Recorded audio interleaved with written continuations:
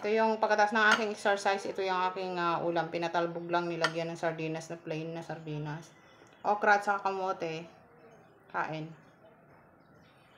Thanks God sa food.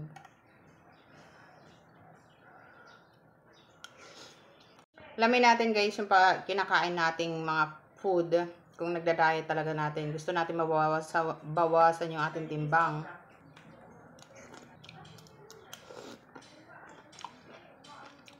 Kailangan kakain tayo ng ating limit. Google natin yung ating height, yung ating edad, at saka yung mga activity natin na sinasagawa sa araw-araw.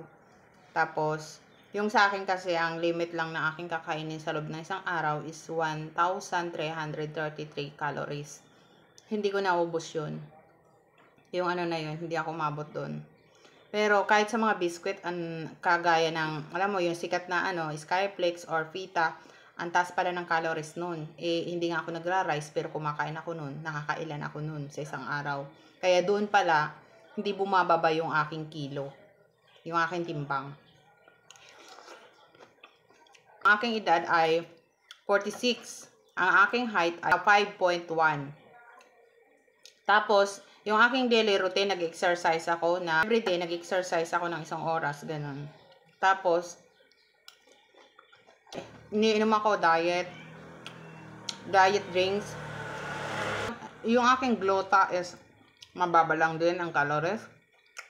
At saka yung isa kong fitness na para siyang quaker, mababa lang din yun. Kaya yun, total ko yan. Wala pa, kahapon, hindi pa ako naka 1,000 calories.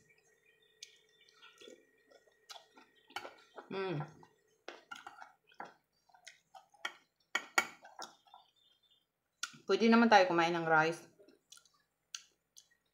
Half lang. Laya.